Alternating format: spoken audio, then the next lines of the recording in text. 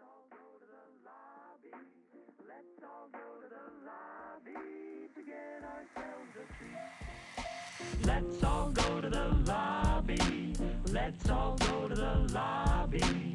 Let's all go to the lobby to get ourselves a treat.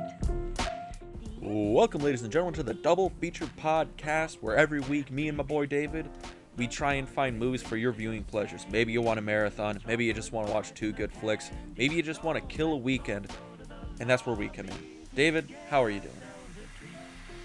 We certainly killed a whole ass weekend with this one, Dean. I mean, Oh yeah. in advance, viewers, we are sorry if you had to miss a day of work because of this one. Yeah, we miscalculated how long these movies were.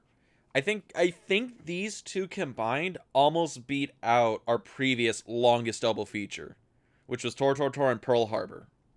Because both those movies are like 3 hours long.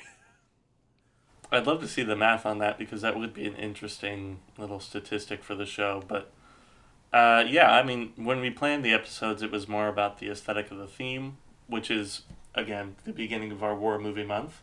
And on that level, we probably picked a couple of good movies because we wanted to start chronologically, and I feel like we're doing it pretty well, you know? Yeah. I mean, Gladiator movies, staple of the war movie genre, as a subgenre anyway. Well, yeah. Well, a lot of this is just, I think people might wonder why aren't we doing like 300 or the 300 Spartans or things like that. And it kind of comes down to two reasons. One, we wanted to talk about Ridley Scott at some point on the podcast, and we didn't want to wait till October to talk about Aliens, so we got Gladiator. And Spartacus is far closer to a traditional like war movie kind of thing, and it's also an interesting pairing with Gladiator because they're two sword and sandals epics separated by like 40 years, and we thought those paired well together. Yeah. And they both deal with war to an extent.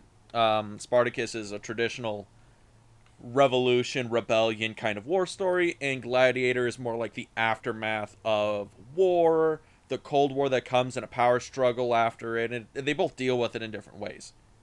But yeah, that's where we're going with this, I think. I don't know. I'm just spewing words at this point to make sense.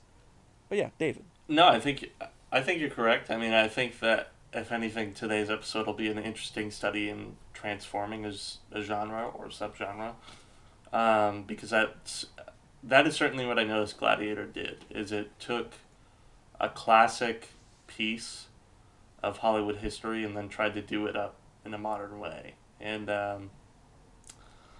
I think overall we're gonna have some fun talking about these couple of movies today. In the meantime, why don't we break into these log lines and we'll let you people know what is going on. Yes. Because these two movies are, I would say they're pretty stock at this point. I think a lot of people would have seen at least one of them. Probably Gladiator, if I'm being completely honest. Most likely If you're of a certain age, you've seen Gladiator. Spartacus is a little bit of a deep cut on that one. Yeah, it's a different story, different audience. But here are the log lines for this week.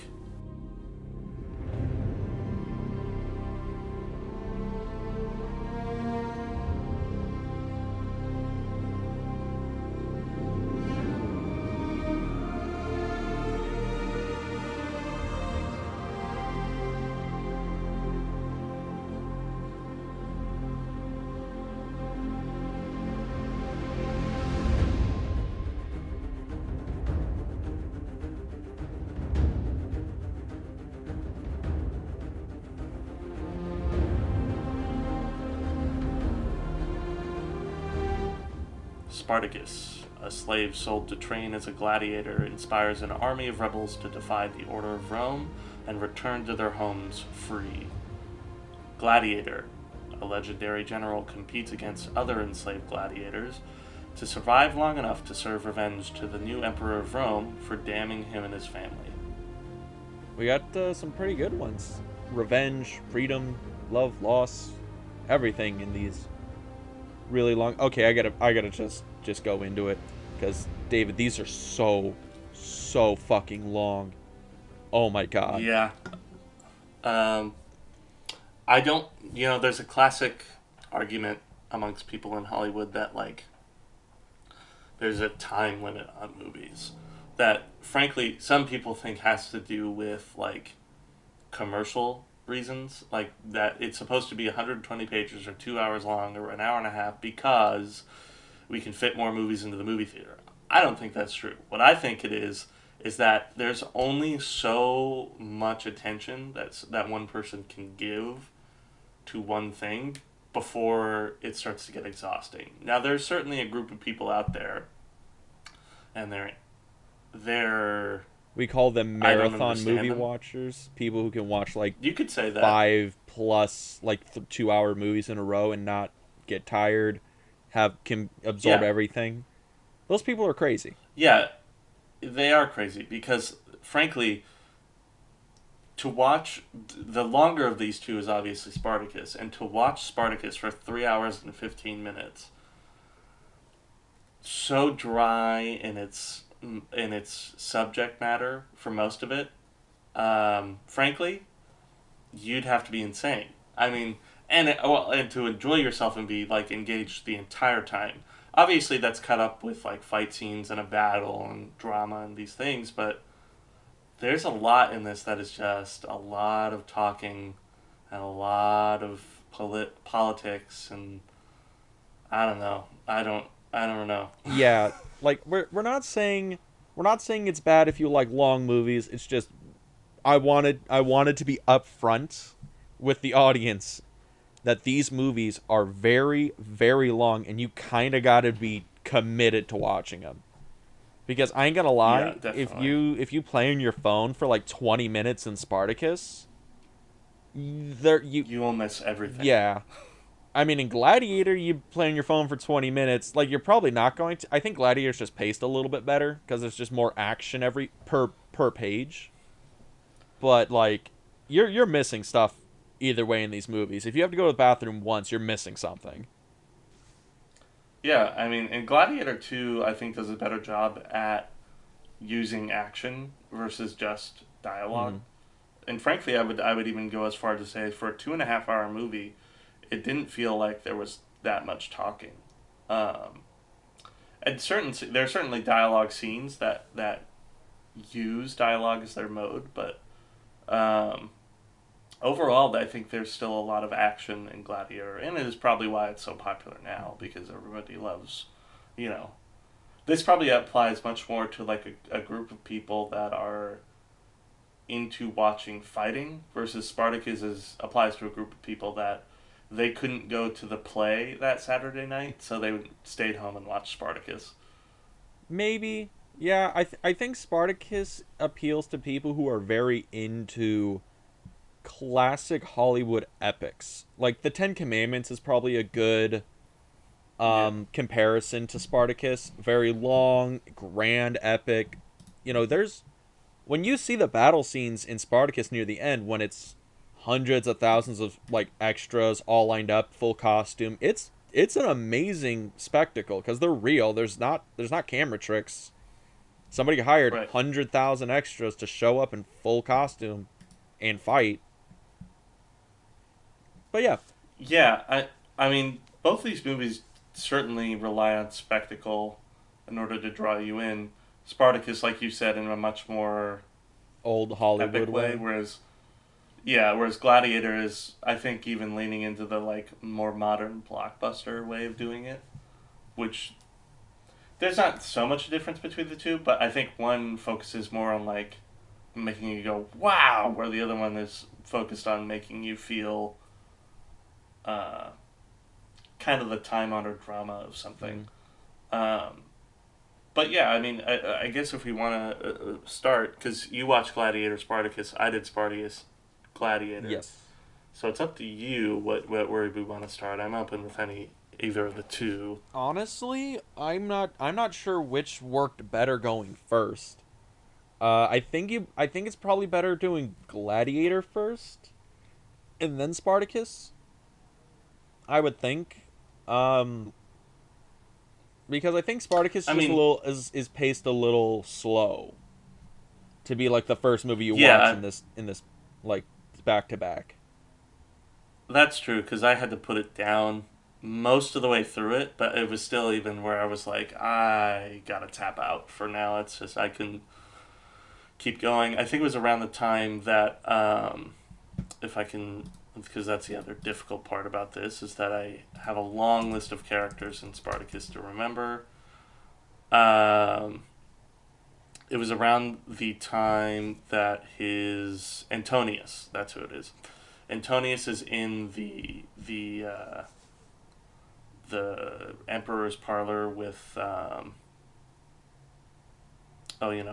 main villain of the movie. Crassus, played by Laurence Olivier. Yeah. Olivier. Yeah, which is big name. Oh yeah, Huge name. But they're in the palace talking to each other about the crown jewel that is Rome.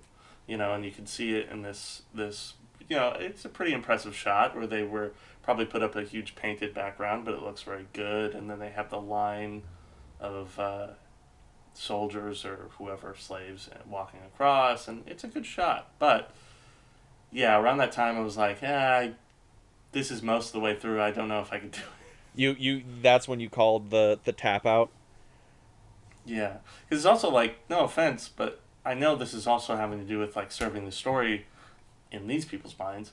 But this is also like going on several minutes without being in contact with our main character, Spartacus, and I'm like, I don't know where this is going. You know what? Let's just talk about Spartacus then, because I think it's kind of interesting, because I think we both have issues with Spartacus, but it's also another thing where we can't call it a bad movie. No, the prefacing all of it is that we can't call it a bad movie because it's technically amazing. It's a pretty impressive feat in itself. Any movie is that long, 3 hours and 15 minutes or more. A lot of these movies exist in history, like, even though it's a better movie, Lord of the Rings. That being such a long movie is an impressive feat, almost only because it's that long. And you're able to sustain immersion and impressive visuals and drama for that long. There's other movies that have existed in history, like Cleopatra, correct? Cleopatra is the one that's like 4 hours long. Oh, I think Cleopatra was the one that bombed Paramount. But yeah, it's like 4 hours long. You also have like Ben-Hur, which won like 10 Oscars. Yeah. You have 10 Commandments. There is a definitive history of grand epic 3+ hour films in Hollywood, and those were like classic Hollywood, and a lot of that came about because they were fighting with television, and the philosophy was, well, television can bring you like the elephants and the clowns to your living room, but at the movie theater we can bring you the whole circus. So they decided to go long, big spectacle, and they just tried to draw in people to get them away from like television. And that's why we have so many of these stocked in like the 50s and 60s. Which is interesting you bring that argument up, because that was something I didn't actually think about. And a quick note is that it's not 4 hours long, 5 hours and 20 minutes long. Jesus Christ. Which is like, yeah, no kidding. But back to that interesting argument you brought up about television, because we're kind of going through something similar now, where movie and TV is trying to fight between each other as far as, okay, what are we going to offer that the other can't? Mm-hmm. Whereas movies have kind of come up with their own, maybe like Roman epic style and superhero stuff that they can offer, because television can't do that on such a large scale. Television has found a niche, and like you said, offering up all the clowns and the elephants and the smaller pieces. Though, we'll see if that continues because of things like The Mandalorian. Or Mandalorian, I mean, you can argue that HBO does movie-level productions. Yeah. I mean, granted, I know people don't like Game of Thrones anymore, but that was huge for like a decade until it slowly petered out in a sad, unfortunate death. But whatever. Yeah, and it was a landmark production. It was huge. The things they were able to do for just a television show, and albeit it was on HBO, and HBO is a history of being more like event-based television. It's still pretty impressive what they are able to offer, and I don't know. I mean, it's interesting because, like, at the same time that we're talking about all this, Spartacus came out in 1960, same year that The Apartment, one we recently just watched, came out, which is, even though it's a longer movie, a much smaller production and a much smaller story that probably, aside from the medium and the length it needs for the story, could have been told on television. Though, again, probably not because of sensory limitations. Yeah, it is interesting because, again, I think we said the same thing about The Apartment. Is around this time, this is when old Hollywood was kind of petering out. This is basically right before the studio system just dies, like, completely. Yeah.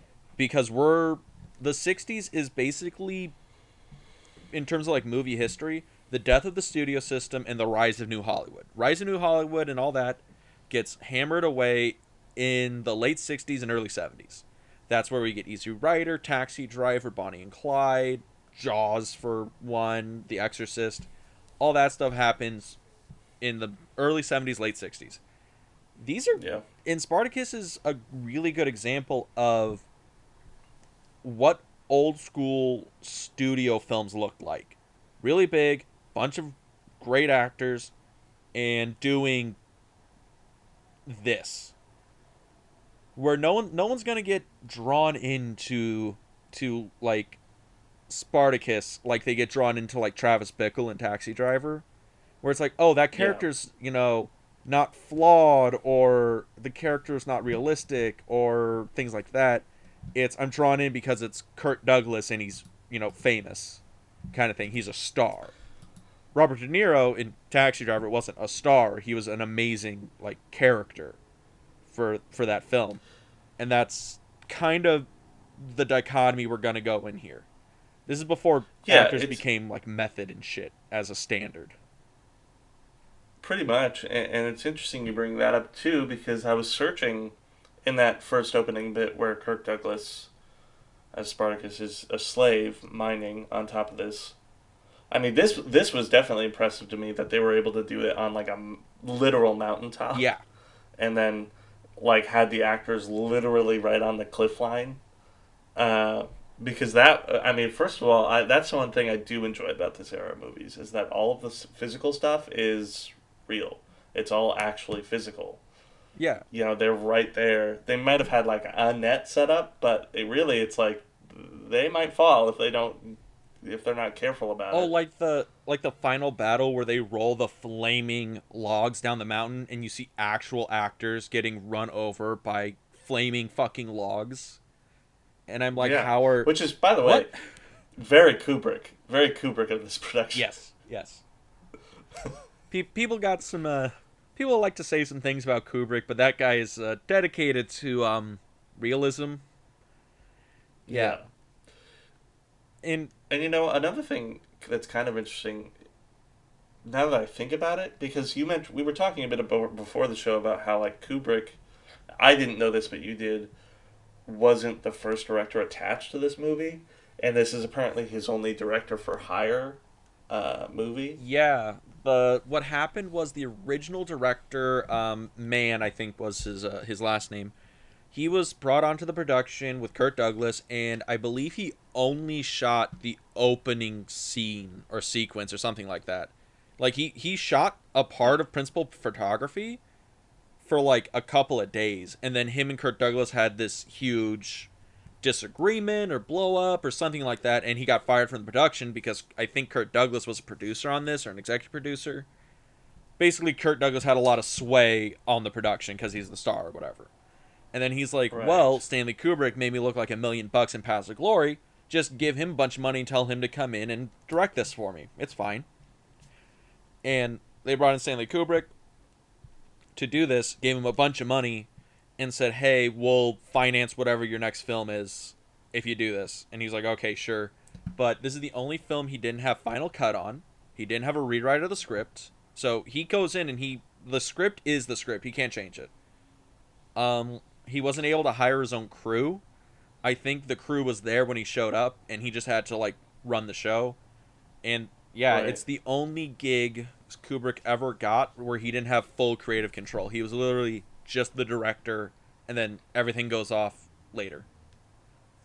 And what an interesting experiment in that, because like I recently watched this. It's kind of a video essay, I think, done by Cinema Tyler, if I can remember correctly. I might be remembering wrong. But, Very good channel, by the way. Do highly recommend. Yeah, fantastic. And it was explaining a lot of why Kubrick does what he does to actors, and then also kind of some of the myth that goes along with that, because it made a pretty good point that sometimes the way people were talking about it was hyperbole, and that when you really dig down to what like the interviews where people were talking about that, people have a lot more respect about it.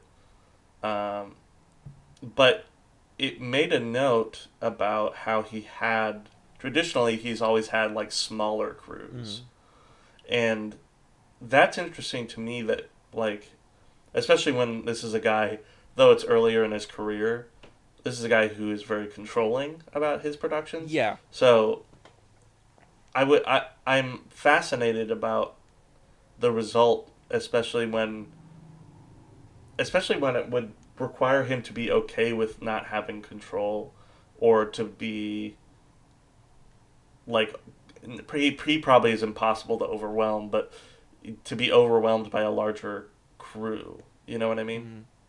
It's interesting when you think about it like that, because most people have the idea of Kubrick, which we did an episode about Stanley Kubrick not too long ago, and a big thing that comes up about him is that he's incredibly meticulous, he knows exactly what he wants, and he's very, very talented.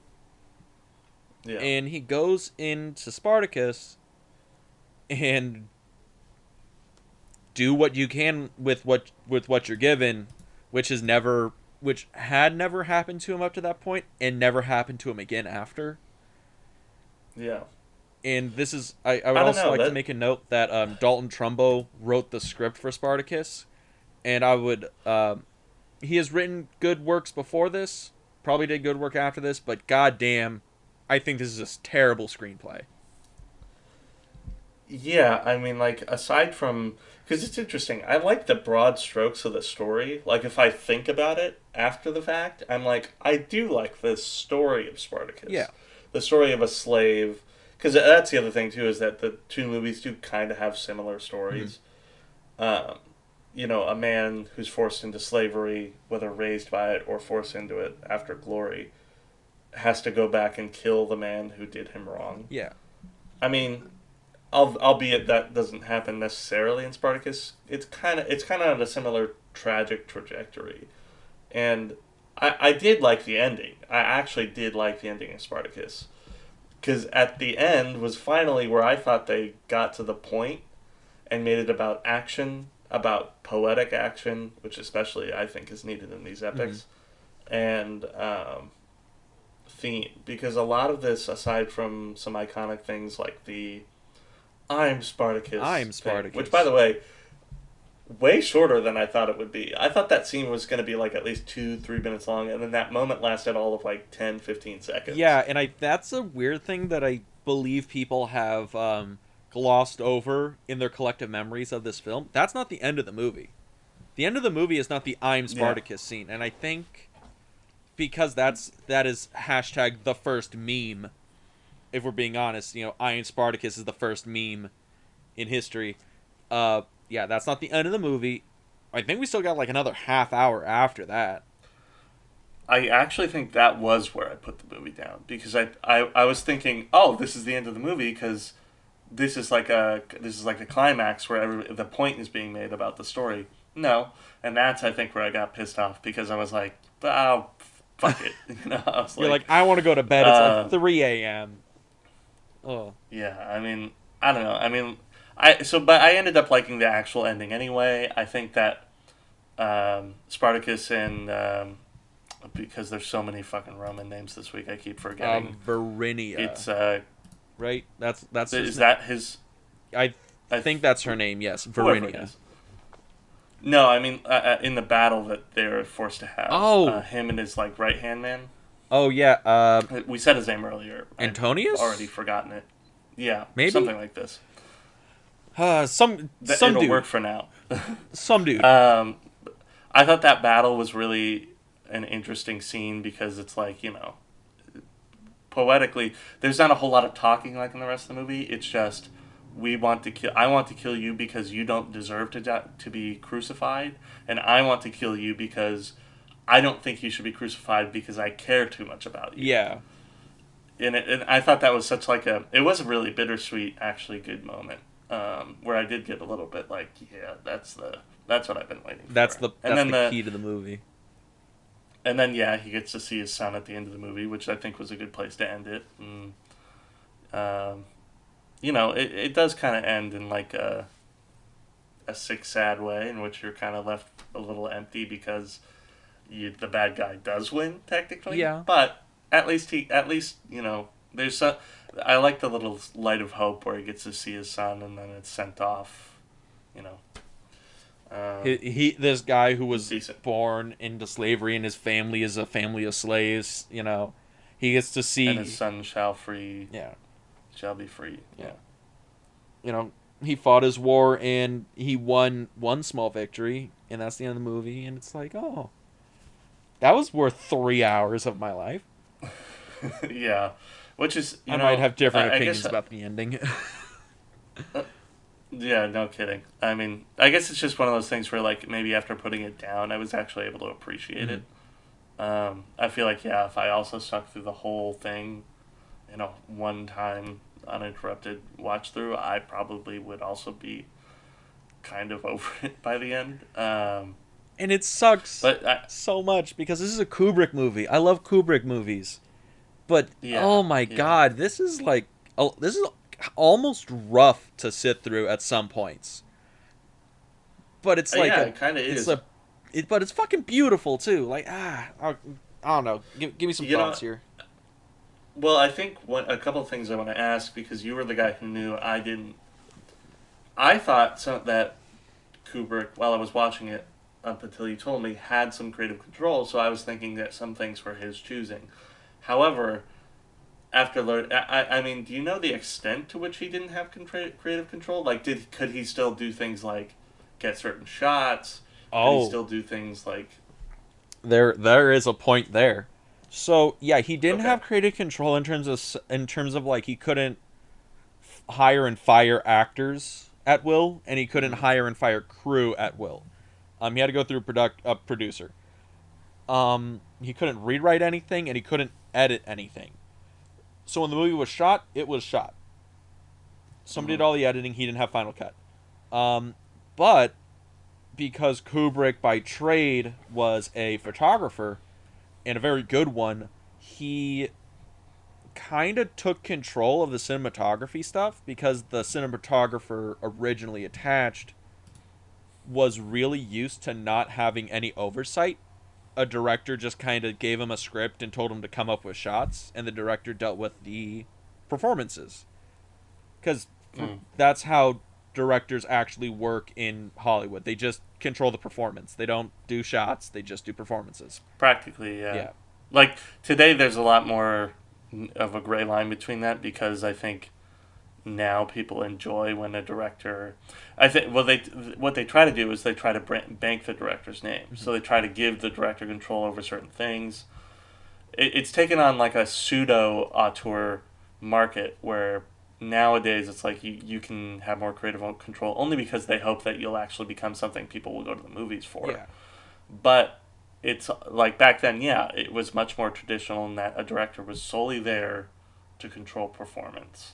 Yeah, and Kubrick being a control freak, he basically pushed the cinematographer out of a job, but he didn't fire him. He basically just like told him everything he was supposed to do, and the cinematographer just turned the camera on. So most of the cinematography in the movie is directed by Stanley Kubrick. And so that's interesting. Want to know something else that's awesome? The cinematographer wanted his name taken off the production up until the film was released, and then up until awards season. But because the producers were like, no, you were attached, you didn't do dick, but we're not crediting Kubrick as cinematographer, so you're the cinematographer and your name's on the fucking movie. And then he won an Oscar. Yeah, the cinematography for Spartacus won an Oscar to the guy who didn't who didn't do anything on the movie, but it didn't go to Stanley Kubrick. And I could believe it. Yeah, I could believe it because there were some great shots. I mean, and I also think at the battle at the end of all like the destruction at the end, that's a beautiful composition. yeah, and kind of there was one especially too that I noticed there was a crane shot when he's like after the rebellion at the Gladiator school, he's like walking through the inside, and he walks down some steps and the camera kind of cranes down to the floor. I was like, there were things like that that just made me notice. It's like, oh yeah, this is a little advanced for the time, I think. So I thought that was where I was thinking he has to have some control over this, because I feel like a traditional director wouldn't be so active with the camera. Obviously, there were still moments in which there were extended two shots because it's an epic. There were still moments where things kind of looked not that great because people didn't quite understand. I feel like that in this era, there still wasn't a clear understanding of how to do a good close-up shot, and that was noticeable in certain bits and not noticeable in other bits. I think it's because at this point, close-up shots were still called glamour shots. Yeah. Yeah. There was a time in Hollywood when you did close-ups on actors, and it was with like the soft, like lens, like you put a piece of like cloth over the lens so everything looked really soft and pretty, and everybody had the sparkly eyes. You can see that a lot in like really old like Hollywood like romances and dramas. I think it's done in Casablanca. I think a lot of close-ups in Casablanca are like that, if you want a reference. But yeah. Yeah. I mean, other than that, it's like, another thing I noticed was the Foley for the movie was sometimes extremely noticeable. Oh yes. Oh god, yes. I love old Hollywood Foley. It is so good. Yeah. Because it is so trash. Oh, sweet Jesus. Every punch sounds like a wet fish falling on a cement floor. Every every scream is the same scream. Everyone. And every time you hear a horse galloping, it's the coconuts from fucking Monty Python. And it's all good. It's all great. Yeah, I don't know. I mean, I guess the final thing that I found interesting retrospectively after the movie was over is I was kind of thinking about it. And this past summer, I had watched Barry Lyndon again. And it's so interesting to me because they're two epics, right? I mean, this one is an epic in a specific sense, whereas Barry Lyndon was an epic in a much more Kubrickian sense. Yeah. That one followed a book. Spartacus is a time-honored story. And also Barry Lyndon is a character piece, whereas Spartacus is just, the story's been told for thousands of years, so it's like, It's an action movie, basically. Yeah, and I still find it so interesting that, like, both movies have similar run times. Like, they're both over 3 hours long. I believe Spartacus is 3 hours 17 specifically. Barry Lyndon's 3 hour and 5 minutes. Though I feel like whatever cut I watched was like 3.5 hours long, but I could be wrong. Mm-hmm. But the thing that I go back to is that, gosh, if Barry Lyndon didn't keep my attention for 3 hours and 5 minutes, oh yeah, whereas Spartacus struggles to do that, and I'm trying to go over in my head why exactly and what Kubrick took to that. I mean, I do know specifically that Barry Lyndon is filled with specificity and action and drama that Spartacus desperately needed, but here's the thing, and this goes back to a comment I made about the writer Dalton Trumbo. He was a writer that got blacklisted in Hollywood for being like a communist and all this other stuff. He was a really talented writer. He was really good. I think he won like 2 or 3 Oscars. Won both under like pseudonyms while he was blacklisted, and he wrote Spartacus. I think this is the first movie he had his name officially put onto a movie since he got blacklisted. And don't get me wrong, good writer, but there's a distinct flaw in this story that stems from his writing, and that's because Spartacus has no flaws. There's nothing wrong with Spartacus. He is morally justifiably good throughout the entire movie. There's no moral gray to him. And in Barry Lyndon's a morally gray person. Extremely morally gray. Exactly. Yeah. At some points, he's a downright he gets bastard. even more morally gray as the movie goes along. Yeah. Yeah. And that was a point. I think one of the critics or somebody I read while doing research for this made a point of is that a lot of Spartacus seems kind of hard to get into is because you have a clear perfect good, which is Spartacus, he has no flaws, and a clear bad in Crisis, played by Laurence Olivier, who's the bad guy, and everyone in the movie is either on one side or the other, or they just don't really matter to that moral argument. And I think it would have worked better if Spartacus had some kind of flaw. The only flaw he has is that he's like he's Superman. He's too perfect. Yeah, pretty much. Everyone loves him. He's a great military general. He's rags to riches story. You know, there's nothing wrong with him. It would have worked well if as he's doing his escapades through Italy, we find out that maybe he's kind of bloodthirsty. Like, he has no qualms about killing slave owners and things like that. Like, he's just like, hey, we free your slaves, but then we turn the sword to those who own them. I mean, granted, that's kind of the thing from Game of Thrones with the Daenerys Targaryen. But that's... And a little bit of, like, the Gladiator thing. I mean, you could argue that's the same as that one scene, Are You Not Entertained? Yeah, which might be one of the greatest lines in movie history, because I'm just saying, I've heard that shit quoted for decades. And this movie's only been out for 2 decades. Though it's still crazy to think that this movie was out for 2 decades, because it still looks great. Gladiator? Oh, yeah. Yeah. Gladiator is really good. And I guess that's official. We're moving over to Gladiator. But yeah. Yeah. I mean, I guess we'll move to Gladiator. Sorry, Spartacus. You're 3 hours long, but we only get 30 minutes out of you. Yeah, we don't want to talk about you anymore. So I guess we'll go to a quick break, and then we'll be back for Gladiator right after this.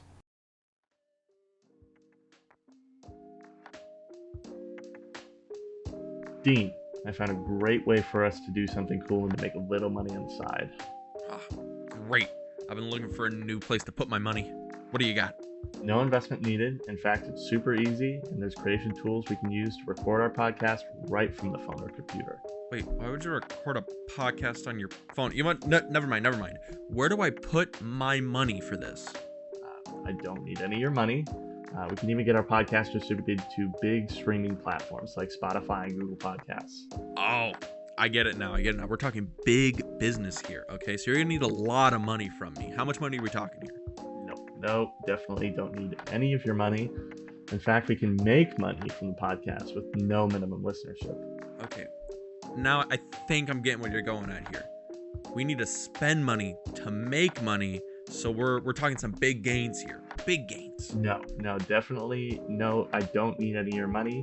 Just all we need to make a podcast right in one place. Okay. So what you're telling me is that you're going to need a pretty big check from me for this podcast. So do I just make it out to cash? Because it's no problem for me. I'll just write it up right now. No, listen, Dean, just head over to anchor.fm and check it out. You'll see why Anchor is the best place for us to record, edit, and distribute our podcasts. And I definitely do not need any of your money. Shut up and take my money.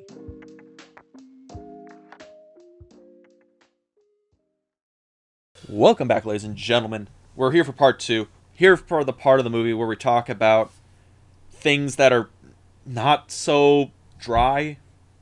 We're talking about Russell Crowe and before he was fat. The good old days. David, we're talking about Gladiator. Yes. Sorry, I'm half distracted because I was able to find on the IMDb the Roger Ebert review of Spartacus, which I'm going to read later because I'm very interested to know. Because the ratings were like specifically, I was comparing ratings of Barry Lyndon to Spartacus, like we were talking about before the break.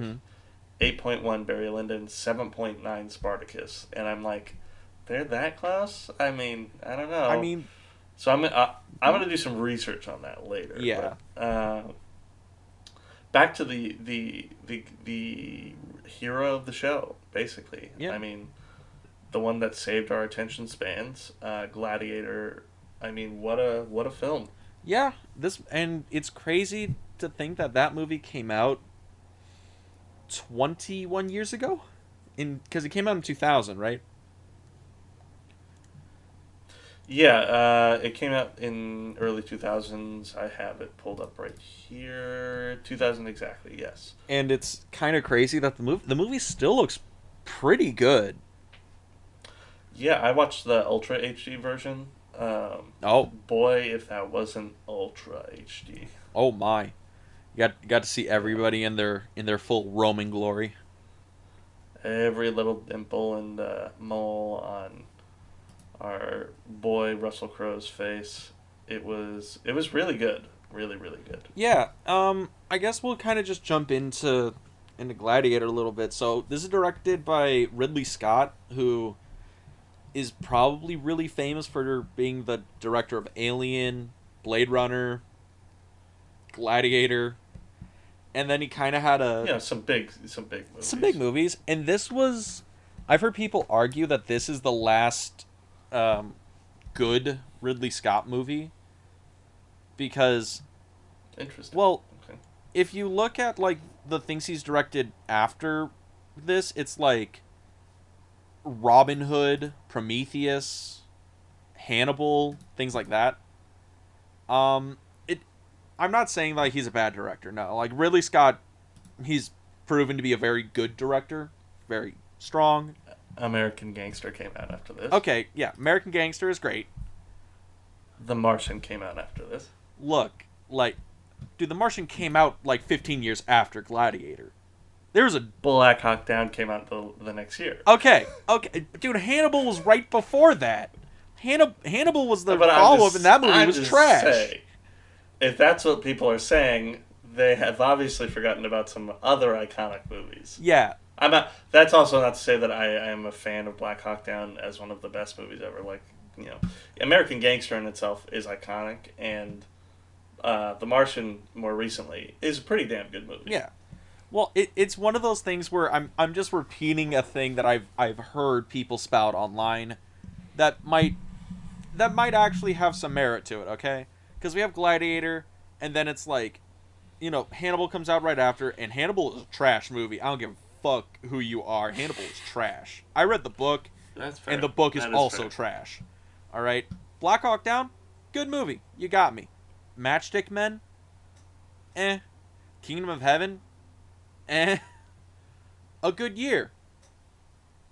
Dude, there's like a 5-year period before we get American Gangster, and then we're back to Body of Lies, Robin Hood, Prometheus, and then The Counselor. Oh, interesting. He has a movie coming out this year, I think. Oh, yeah. I mean, he's still working.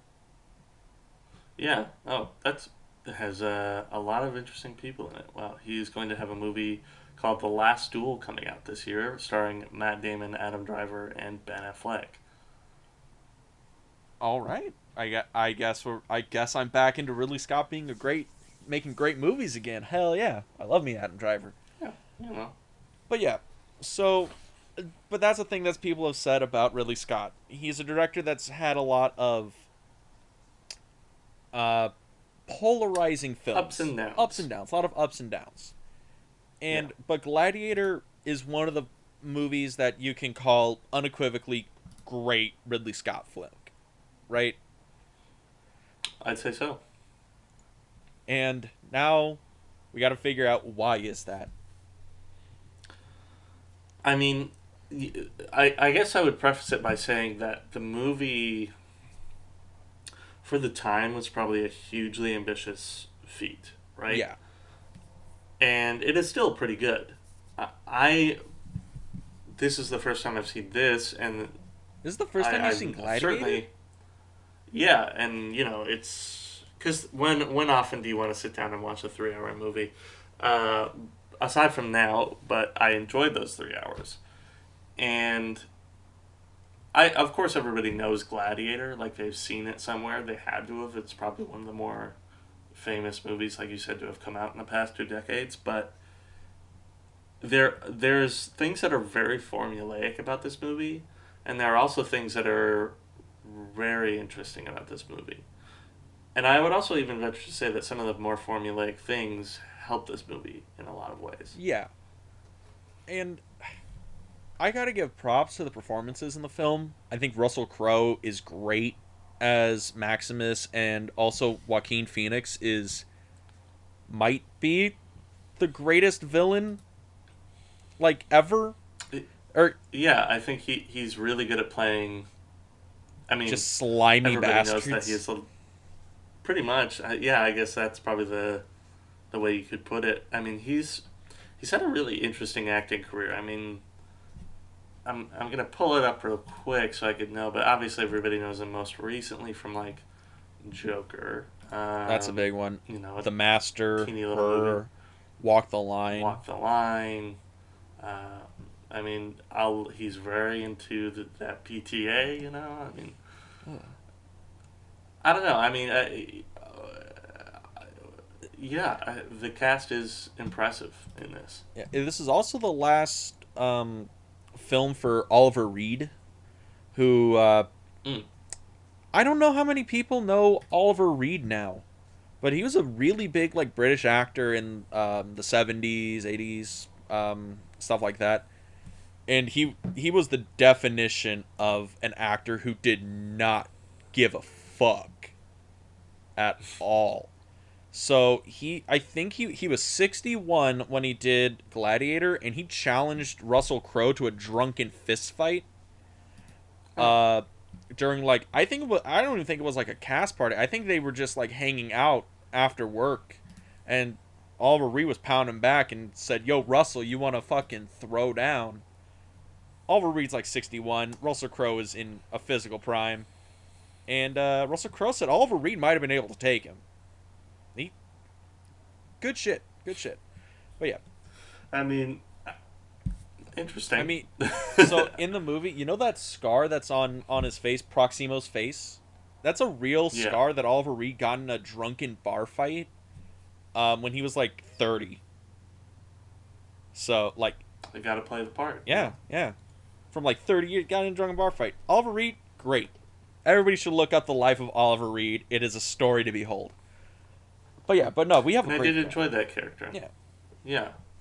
Um, that is one thing about this movie that I think I wish I would have gotten a little bit more of to maybe just make it even 3 hours is maybe some opportunity to make some of these characters we get come a little bit more into the foreground because like they're there, but sometimes it feels a little like they're not utilized enough. Obviously, we get stuff out of Juba.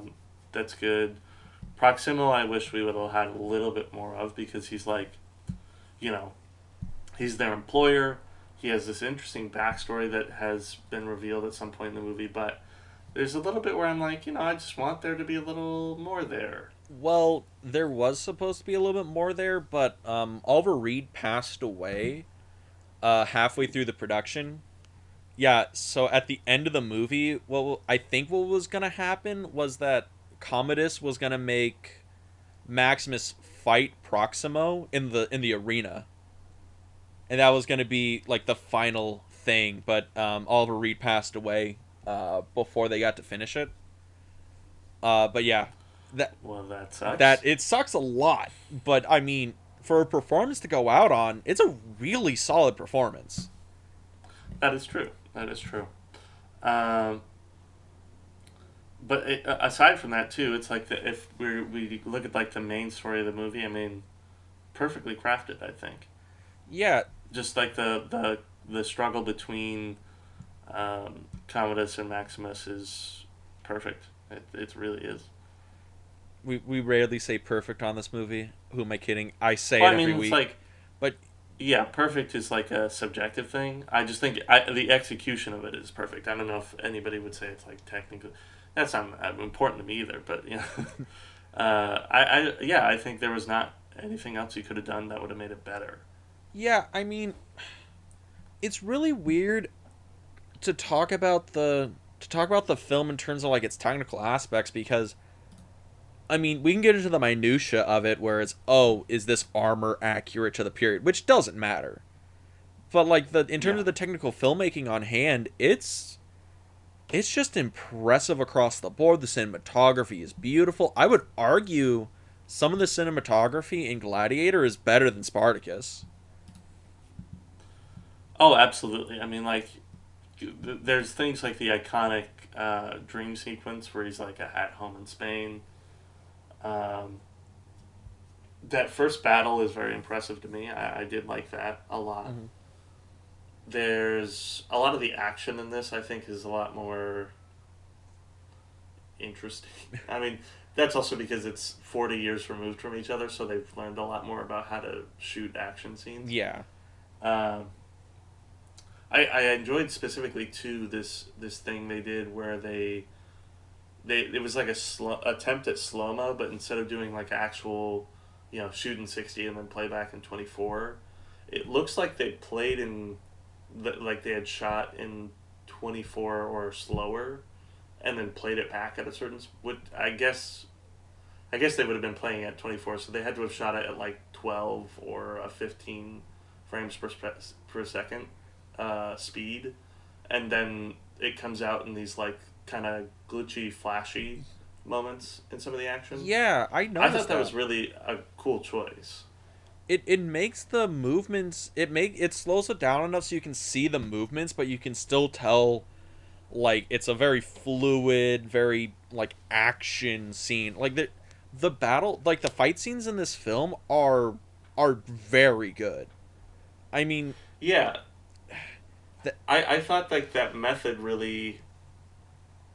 Because whereas in a lot of movies nowadays, you would probably just go with traditional slow mo, mhm. and it would look cinematic, but it's not necessarily realistic because, well, none of us see in slow mo. Yeah. I thought it was kind of like it made me almost feel like that's what it probably feels like to be full of adrenaline in the middle of battle. Is you only get like flashes of what's coming at you. That's probably a good way to look at it cuz I mean when I don't know about you, but when I was watching the film during the fight scenes, when we would get those certain shots, that's like when I felt like, oh, the adrenaline. I was on the edge of my seat because I really was invested in the performance, into the action, into the fight. I wanted to see what was going on. And grant, I've seen this movie before, but even in the fights, I was like, oh shit, is the guy on the cover of the movie gonna make it through this fight 20 minutes into the movie? Yeah, Yeah, which I mean is very good filmmaking. Could you certainly. imagine if like Zack Snyder directed this? How much slow mo there would be? Oh my god, I can't even imagine. Like, and I think it would hurt the movie. Honestly, I really do think that the style of the movie, outside of just being, because it's very epic through the most of it, and the slow mo would almost take it over the top. Mm-hmm. I think, and maybe that adding these pieces of style in the dream sequence, in the kind of flash photography, it kind of gives it this texture that's very nice, very unique from other movies. And the set design too, very impressive. I feel like for these kinds of things, it's almost like on par nowadays to be like over the top impressive. Mm-hmm. But yeah, for this one, I was like, oh, okay. I was kind of skeptical of like the armor at the beginning because I was like, did they have like full suits and plates of armor like that back then? During, But I mean, whatever. I mean, I think they did.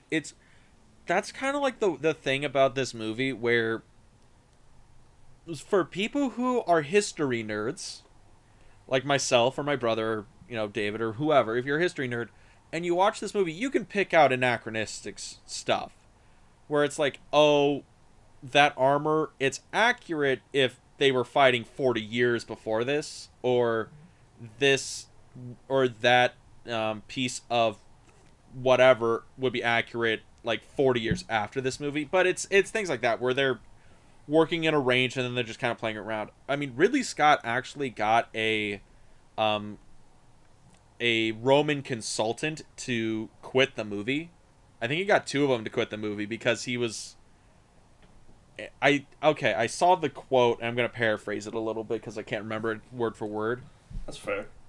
The consultant said, "I don't understand what these Hollywood people are doing. No one's gonna." He's like, people aren't gonna care about their story. They're gonna care about how beautiful this is gonna be on screen. And Yeah. Ridley Scott promptly said to that guy, no one's going to care what the hell his shoes are made of. They're going to care about the man in the shoes. Yeah, I mean, that's kind of the point. It's like, I get the spectacle and the glamour of those suits of armor, which is why I was like, okay, sure, it's cool suits of armor. You're like, I can fuck with But this guy. Yeah. It's just one of those things where, like, because of that, I think I'm constantly caught between, is this because it looks good, or is this because it's accurate? Because if it's both, then great. But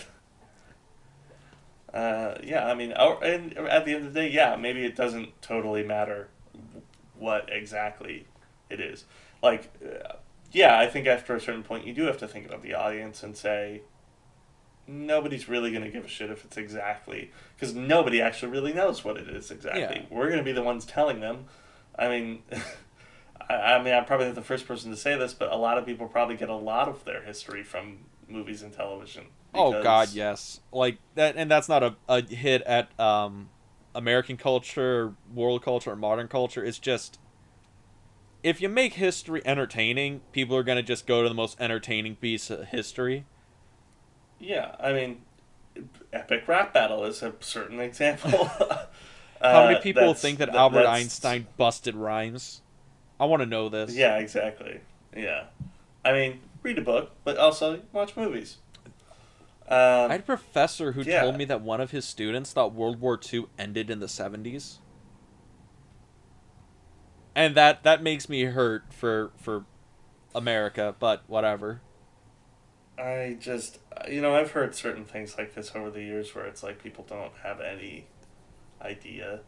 And it is interesting because, like, because we're film guys, it's like, yeah, I wouldn't call myself a history nerd at all. I'm not particularly searching for things in history. I would say I'm more interested in the stories that come out of that stuff, and then having like a particular interest in documentary. That's where I get a lot of it, which is a good place to get some of your history. So maybe if you don't want to read a book, watch a documentary. But yeah, I just don't ever understand how people can go most of their lives like not really knowing how the world got to the place it is in. I don't know. Yeah, like it's true. I'm ready to go on a little tangent here, because this came up before in some random film class I took. But does a filmmaker have a responsibility to be accurate to history? I would say yes. You would say yes. Okay. I would say yes in 2020. Okay. I think that responsibility has always existed. I think it existed less back then because they were more focused on... movies were much more solely about entertainment. Do you mean back then by like Spartacus back then, or by Gladiator? Because they're separated by like 40 years. Yeah, I would say broadly in the 20th century. Okay. Yeah, movies weren't all supposed to be about, you weren't supposed to be beholden to having a responsibility to your audience. You're just the people going to the theater. They just want to get some popcorn and watch whatever you're going to try to entertain them with that week. That's broadly what the 20th century was about for movies. Of course, there are things that were different from that, such as social protest films and films that depicted pieces of history, biopics, whatever. But at the end of the day, those were classified as things like social protest films or what have you, because they were different from most of what was going on, which was pure entertainment. I think that's a misconception a lot of people have, is the weird, artsy, avant-garde stuff was a very small percentage of what the film industry was making. Like there was And it was not a a lot reaction. of there was not a lot of like Breathless and like Ali Fears the Soul or like Taxi Driver. Those were not a lot of movies. Those were a And you could microcosm. probably count the total of like feature films that, specifically in your example, the total amount of films that exist in things like the French New Wave, you can count within 50 films. Like there weren't a whole lot. Yeah. And Um, people might think, oh, 50 could, films, that's a lot of movies. That's not a lot of movies per year. because it was only 10 years and there were only a handful of people actually doing it. Mm. And, you know, nowadays everybody has this whole kick about, like, you know, there's people trying to make amateur film movements. There's people who think, like, well, I don't know exactly where I'm going with this point. The point being, I think, but my point about there being a responsibility in 2020 is that now when there's so much media being made, there's so much media, like the amount of media that comes out every day is astounding, and you will never watch it all in your life. Yeah. Which you probably could have done in the 20th century. Now it's impossible. Oh, yeah. And we're not talking about just movies here. We're talking about just like YouTube, for one. YouTube doubles its content every month. Yeah, even just movies, if you want to think about it, you will never be able to watch all of the movies that existed. Never. It will take so much time that you would probably need an extra lifespan just to go through it. And that's if we Because stop there's making movies now. Yeah, especially. And, you know, it's one of those things where, like, I feel like having a responsibility to knowing where things came from and knowing what things were, accurate to whether it's not displaying history on screen or trying to repeat history in the style, for example, I think you do need to know. And I think it's important as a filmmaker to know, because otherwise, are you really creating what you think you are if you don't know where it came from? You know what I mean? Mm-hmm. Like, is it really a Roman epic anymore if it just starts to become this caricature version of what Rome was? Is it really inspired by French New Wave if you kind of only know a little bit about who Jean-Luc Godard is? You know what I mean? Yeah, no, I get what you mean. It's a really interesting point when we bring it up, especially related to these films. All right, and that's kind of why I brought it up, because you can argue that Gladiator is more or less accurate enough, right? It's enough within an historical sense to where you can tell this is Rome. This looks generally like Rome probably may have sort of looked like at that time. Yeah, and it's like with the interactions of the characters and, like, you know, I mean, the way these events go out are obviously dramatized and things. Yeah. And then we have, like, Spartacus, and I'm going to be real with y'all. Like, Spartacus, probably not historically accurate for the most part, in terms of, like, what we're seeing, right? It's interesting because I think that both get two opposite sides historically accurate, whereas Gladiator is probably a much more accurate depiction of, like, the nicer things that Rome had, such as the Colosseum probably looked that decked out and decadent. Oh, yeah. Because they were able to recreate that. But, you know, those painted shots of Rome in Spartacus probably didn't look like that. Yeah. But I feel like what Spartacus gets right is a lot of the smaller things and a lot of the grittier things, and that it was probably accurate with the mining scene, but probably very accurate in that it's very bare bones. They are forcing these people to work in unimaginable conditions, but it's not like on an epic scale like Gladiator probably would do, where it's blown out of proportion just to look good on screen. I get you. I mean, it's one of those things where it comes up with movies like probably not so much with, like, Gladiator, and I'm gonna bring this up because this is gonna probably be a theme for our whole war month, right? Because this is gonna come up in World War II and all this other stuff. Is how much is a filmmaker obliged to be accurate and still be artistic with its story? Because things like this, right? They're showing war. They're showing that big battle at the beginning of the movie. You know, people really died. People, like, that battle was a real historical battle. We can chart exactly where that took place. You can go to the battlefield where that actually happened in history.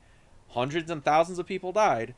How accurate do you have to be to those people for that and still maintain some artistic leeway to tell your story? Yeah. Yeah, and I do think that the interesting point about the artistic leeway too, especially nowadays, takes an interesting turn because I don't think I'm saying anything new or not obvious when I say that there's probably a little bit of problem with the way that we consume media nowadays. Maybe. In that it kind of plays this game of telephone, and after a while you're just kind of intaking things and you're remembering them as all the pieces of information you take in kind of get thrown into this mess of ball in your brain of nonsense, and you recall things every now and again and they're like, yeah, I remember hearing that somewhere. But then it kind of gets misconstrued because you're mixing it with so much stuff. I mean, we intake information. This is kind of going off on a weird tangent. We intake information at an alarming rate compared to how people used to. Yeah. And I think that's, I guess, my real point about why in 2020 it's most accurate is because you need to make sure that if that's the first place that information is coming from, it's fairly accurate. Most of the time. I mean, if you're watching a Marvel movie and they're traveling back in time to Rome, I don't think you got to be that historically accurate. There's a point when the genre you're in just says, guys, like, let's be honest here. We got Batman fighting Julius Caesar, okay? Just fucking roll with it. Yeah, but now I think, if you're making a movie, like, I think the last one I saw about ancient Rome in the theaters was that stupid Pompeii movie. Oh, God. I'm sorry. Yeah. If you're making a movie like that, that might be somebody's first and one of their only interactions with that piece of history in media. And you might want to get some things accurate because if they take the wrong information to the world, they'll either make a fool of themselves or out of somebody else. And not that I think that that's your responsibility per se, but, I think there's a little bit of respect involved to the audience. Okay. I think that's probably a good way to put it. Like, you got to respect the material before you can play with it. Yeah, definitely. I think that's something Mark Twain said, so I can put on my pretentious cap real quick. I'm going to quote Mark Twain. You must get all your ducks in a row and get all your facts straight before you disregard them at your leisure. Because that was the thing. That sounds accurate. Yeah, you want to get... That sounds like it didn't come through a game of telephone. Right? Guy from 100-something years ago. I got this on the money. But yeah, you gotta know all your facts before you can start playing with them to fit your story. Like, everything has to be accurate enough for your thing to make sense. But because that's actually interesting to make a final point about why I didn't like Spartacus, is that there were moments in that movie where I realized, oh, that's just an American in a costume. That's not a Roman. Yeah. The thing. Okay, I don't understand why this is a thing in movies. All right. And this probably comes from the theater or something weird, but why is it that whenever we are in an ancient civilization, whatever, everyone speaks with British accents when they should be? I don't know. I really don't know. Why? I didn't know. I don't know, especially because how hard is it for a vocal coach then to just say? Because I mean, you could probably say it because Russell Crowe's from New Zealand. That's kind of like a English accent, quote unquote. There are a lot of these actors. Oliver Reed is English, yeah. Yeah, he's English. A lot of these people probably that's just their default accent. So therefore, it makes it sound foreign enough. But yeah, I've always wondered why don't we try to make them sound? They wouldn't sound Italian, which by the way, I do remember in Spartacus somebody referencing Italy, where I was like, wait. Was that even a concept back then? The concept of Italy? That's a good question. Because, okay, everybody, we're not going to be weird and say, oh, Italy isn't really a country, it's just a movie thing. No, Italy's a real country. But this movie takes place before the birth of fucking Christ, okay? Was it called Italy, or was it just called Rome's bitch? Was the continent just called Rome? Yeah, that's what I was thinking. It's wouldn't they just... It's the Roman Empire to them. That's what they... I don't know. I don't know. It's very... Or there's probably regional names for these things at this point that probably exist nowadays, but... And I'm nowhere near a history buff to know that. And I'm sure somebody out there is. And frankly, you could probably go find a book or a documentary about this, to my point. But yeah, don't call ancient Rome Italy in your movies. I don't know. I don't know. Yeah. But it's one of those things where it's just a weird little tick in movies that just kind of annoy me. Where Yeah. like I like the British accent more than having to hear somebody call Spartacus a Spartacus because they fucking sound like they're GI Joe. no, they call him a Spartacus, like because the actor's Yeah. from fucking Boston. Like that would be so weird if instead of like ancient civilizations that all the people had like these posh British accents, it just became like normalized, so all these people had like these really like regional American accents. All like the rich people had these really weird like southern like Savannah accents. All the slaves sounded like Well, they're it's from kind of like Boston. what we experienced. It's kind of like what we experienced in Death of Stalin. Oh, that actually, yeah, that's exactly right. Yeah, where Interesting. half the cast was like speaking just, oh, you're an American accent, you're this weird like Welsh accent, but it makes sense in context of the character. Interesting. Right, that point you brought up about them being like actually from different regions of Russia, so they classified the different. That was I was really impressed by that, honestly. Yeah, Death of Stalin, good movie. Yeah. Go watch that episode. Yeah, maybe the lesson here is that Gladiator, recommend. Spartacus, go watch Death of Stalin. Maybe. All right. Well, Yeah. I guess that there we go. Let's get into the wrap up here, because Okay, yeah. these are, in total this is like 5 hours worth of movie, and we're not. At least. Yeah, at least. So we're not gonna bog you down. But David, I'm gonna ask you same basic questions, same tired thoughts that I bring up every time. So, what do you like about the movies that we watched? Real quick. Spartacus, I do like the simplicity of it, production wise at times. I do like that, I really am one of these people that sometimes just really loves regular old production practical stuff. When there's no fantasy effects involved, as I would probably call them, to make the production do things that physically they can't actually do with just camera and actor. I really enjoyed the opening scene because of that cliff moment. I was like, and then on top of that, I think that was the simplest scene in the movie. I don't like most of Spartacus, but then on the opposite side, Gladiator. Like I said, the plot, the story, and the characters, all the three things that you really should have be good in a movie are good. And then on top of that, you get these great, well-crafted scenes with action and drama inside of them. So yeah, most of Gladiator is good. Yeah. I guess is how I would put I would it. agree with you on Gladiator wholeheartedly. I think Gladiator is probably a modern classic for me.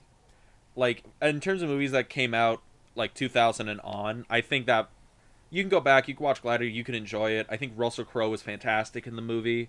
I think every actor turns out a great performance. I think this is one of Joaquin Phoenix's like slimiest characters, and I just like seeing Joaquin Phoenix play just slimy bastards. It's good.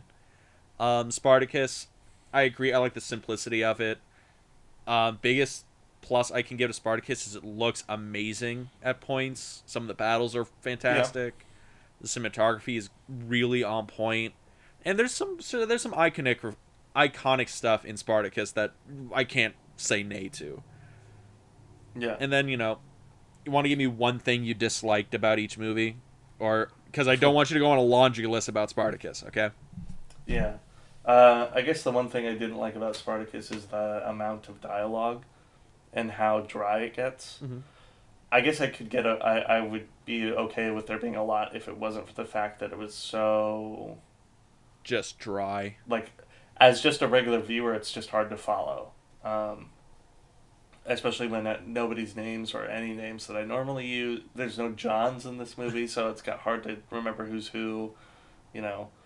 So that's probably my one thing for Spartacus. Opposite of that, Gladiator, is that at times it starts to feel a little blockbustery, and I think if they strayed away from that, it would make it even better. But I don't think it ever really treads that line too far, and frankly, if I could say nothing is bad about this movie, I would say so. Okay, I gotcha. I mean, my thing with Spartacus is I think the pacing in Spartacus is a little on the slower side, Yeah, and that yeah. stems from something you've brought up in previous podcasts. I don't know about this one. Is that the character web in Spartacus is too big. There's Yeah. too many people. There's too many things that just don't need to be there. My thing with Spartacus is you could probably cut 20 to 30 minutes out of the movie cold and be fine. Like it, Most that would, likely, yeah. yeah. I think it has a pacing issue that needed to be tightened up. Gladiator.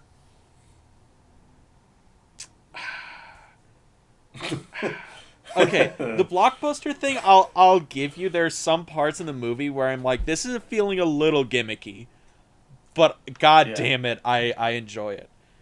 But Yeah, and specifically, I guess to make what I meant about that is that sometimes when they try to make comedy in the movie, oh yeah,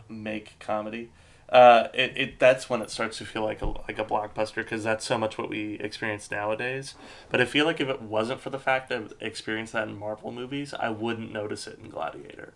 It would just be like, because even then the jokes in Gladiator are actually good and make sense for the story, such as that one where he's like, if you're praying, what are you saying to your son? I'm saying, I love you, and keep your heels down when you ride your horse. And my wife, that's for you never to find out. I thought that's a funny ass joke. I like that. And it makes sense in the movie. So I was like, that's what I mean. It's like, I don't actually hate this, but if I had to say something, that was the thing where I was like, okay, that probably is the thing that fits the least, but it's still really good. yeah, and that's probably the thing. Like, if you're watching the movie, you're gonna dig it, and there's gonna be a few little points where you're like, that seems kind of like a weird thing to put in here. I mean, it works, but it just seems kind of weird. I don't think anything's gonna throw you out of the movie, but it'll make you look at the door maybe once or twice. But yeah, and now the last big thing, the audience questions. So, who's the audience for these two flicks? I think, like I stated earlier, Spartacus is for somebody who actually enjoys this era of filmmaking, and that's probably it. If you're older, if you're buff for this kind of thing, then you're going to be into it. Other than that, I really don't think many modern audiences are going to get much out of it, unfortunately. But Gladiator, because it's also wildly popular, so I feel like I'm not saying anything surprising. It could probably be for most anybody. It's also a lot more modernized than Spartacus is. Yeah. So it's an easier, just pure watch. Yeah, I feel like if Gladiator was to come out in our year of the Lord 2021, if the theaters were open, it would still make $300 million. So, I mean, it's got everything in it, and it's a really good drama. So, I'd agree with you. Yeah. I think Spartacus, you can even qualify like Kubrick fans, but that's another thing where it wouldn't pair well. That's probably the one reason we did pick it, is because we wanted to watch a Kubrick movie. Yeah, and this is like the worst Kubrick movie, and it's still like a pretty okay movie. It's a pretty good movie. Yeah, I'm still raring to try and watch all of his movies by the end of the year. We'll probably hit that, so to that be I honest. can finally. Yeah, it doesn't have very many on the scale of what a director should have, but it's probably the bottom of my list so far, and I've seen. We watched The Shining, 2001, Full Metal Jacket, Paths of Glory, Barry Lyndon, Clockwork Orange, Doctor Strangelove. Haven't seen Clockwork Orange, so that's going to be. You haven't seen Clockwork Orange? Yeah, I still have to see it. Ooh, that's one of my favorites. I haven't seen Eyes Wide Shut. I haven't. I actually have his page pulled up so I can probably definitively go through all the things that I haven't seen. Everybody be ready for David's finishing off of Kubrick this year. We're gonna watch Clockwork Orange and Eyes Wide Shut at some point. It's gonna be great. Yeah, I mean, well, there's not a definitive list on his Wikipedia, is there? Yeah. It's just going to be a bunch buried in the paragraphs. Well, either way, yeah. I haven't seen a lot of his earlier work. You know, I haven't seen things like The Killing or, but yeah, I've seen most of the big pillar stuff. I gotcha. And I guess like the last question that I usually end on these, it's pretty easy to figure out for our opinion. If you can only watch one movie this weekend, what are you watching, and why is it Gladiator? Yeah, Gladiator. Yeah, I'm sorry. We pretty much outlined why, and it's Gladiator. Yeah, I mean to give everybody a thing. I mean Spartacus. It's a good movie. It's just not our cup of tea. Gladiator. It's a little bit more in line with like I guess our taste, and you'll enjoy it if you more or less enjoy the kind of picks we have. You'll enjoy Gladiator. Spartacus. If you're in for something a little bit slower, a little bit bigger, and a little bit older, you're probably going to enjoy Spartacus. But that's where we end up on. And David, I think that might bring us to a really, end to this very long watch of movies. So, yeah. Well, unfortunately, we may be... It's going to be another dodge next week because we're heading forward in history, like 1,000 landing something on, years. Yeah, at least 2,000. But we're landing in the Civil War is our next destination in this time travel event, and we're going to be watching two movies: Cold Mountain and Glory. Some heavy hitter actors: Matthew Broderick, Denzel Washington, Morgan Freeman, and on the opposite side, Jude Law and Nicole Kidman, Philip Seymour Hoffman, Natalie Portman. I mean, there's a all-star cast in these movies. Oh yes, this is the month where what is it? I think this pairing I brought in Glory, you brought in Cold Mountain, right? Because I don't think I've ever seen Cold Mountain before. I've never seen it. I know of it though because it's a quite famous movie. Mm-hmm. Not a huge director attached, I don't think, or at least I don't recognize the name. And basically what people often go back to is that it was one of those Oscar movies, and a lot of people think that the script in particular is quite good. I'm interested to see what happens, though. I mean, the Civil War is kind of it could be a dry or an interesting subject depending upon how it's done, and I'm hoping that we've done all the dry stuff for this month with Spartacus. Yeah, that might be the theme of how our months go. You know, we're always going to get one weird or bad movie out of the month that's going to go into our worst picture catalog later on. Maybe so. But yeah. But David, well, why don't you tell people where they can find us, what else we're doing, so we can head off and watch some Civil War movies. Right, before you're cast off, hopefully to join the North, not the South. You could find us and follow along with us by going to our YouTube channel. That's In the Frame. We post this and our other podcast, Too Obscure for TV, on there, which we got episode 5 coming out pretty soon here. It's going to be good. Yeah, it's going to be real good. You better get your brewskis ready. Then you can find us on Instagram to keep up with us and see when episodes come out. That's _podcast, if I'm correct. Yeah, that sounds about right. Yeah, good. And then we are on most, if not all. We're not on iTunes. I think Dean incorrectly stated that we're on Apple Music. But I make that's pretty mistakes. hard to get onto because, Apple Music, whatever. If you use Apple Music, you might have a smooth brain. But we are on Spotify, we're on Google Podcasts, we're on Radio Public, and other places you can find your podcasts. Subscribe to us there. Keep up with us every week. And I think that's just about it. I think it is too. Well, yeah. See you guys next week, I guess? I guess. I mean, hopefully we're here, Yeah. Hopefully. Well, it'll be great. All right. I am Spartacus. Yeah. I hope you are you not entertained by this podcast? All right. Yeah. We got the two most famous lines out of the way. Okay. Peace, everybody. Yeah. Okay. See you guys.